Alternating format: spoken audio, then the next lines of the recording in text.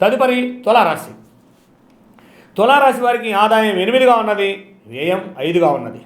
రాజపూజ్యత 2, అవమానం 2.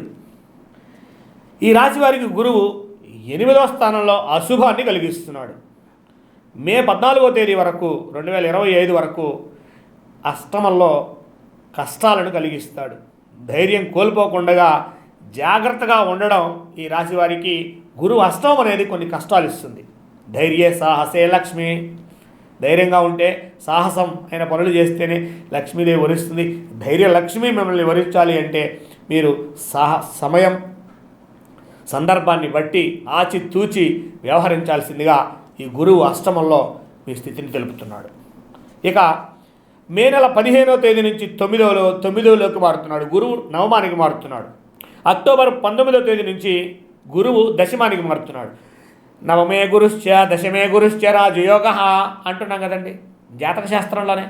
9లో గురువు వచ్చినా అలాగే 10లో గురువు వచ్చినా శుభం ఉంటుంది. స్థిరాస్తి వివాదాలు కొలికొస్తాయి. స్థిరాస్తి వివాదాలు పరిష్కారం అవుతాయి. ఆ డబ్బు వలన సుఖము సౌఖ్యం శాంతి వస్తుంది. మీ అప్పులన్నీ తీరిపోతాయి. రుణ బాధలన్నీ తిరిగిపోతాయి.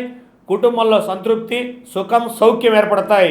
కావున గురువు అనేవి గ్రహము 9, 10లోకి మారేంత వరకు మీరు సంయమనాన్ని పాటించాలి. అన్నింటా ఈ రాశి వారికి రాజయోగమే ఉన్నది.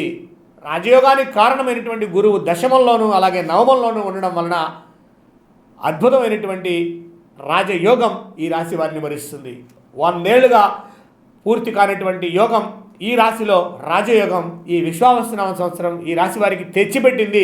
ఈ తులారాశి వారికి రాజయోగం తప్పకుండా వరించింది ఈ సంవత్సరం.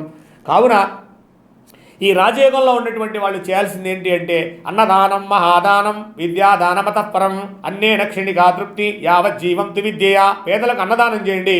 పేద విద్యార్థులకు పుస్తకాలు దానంగా ఇవ్వండి. పెన్నులు దానంగా ఇవ్వండి. పెన్సిళ్ళు దానంగా ఇవ్వండి. అటువైపు పేదలకు అన్నదానంతో రాజయోగం అని దానికి తృప్తి కలుగుతుంది ఆ యోగానికి. అలాగే విద్యార్థులకు పుస్తకాలు పెన్నులు దానం చేయడం వలన అటువైపు అమ్మవారి సరస్వతీదేవి కూడాను ఆనందిస్తారు. కాబట్టి రాజయోగ జాతకులు ఇవి 2 తప్పక దానం చేసి తీరాలి. మరిన్ని శుభఫలితాల కోసం నారాయణ మంత్రం పఠించండి. ఓం నమో నారాయణాయ, ఓం నమో నారాయణాయ, ఓం నమో నారాయణాయ. ఈ మంత్రాన్ని నిద్ర లేవగానే పఠించండి.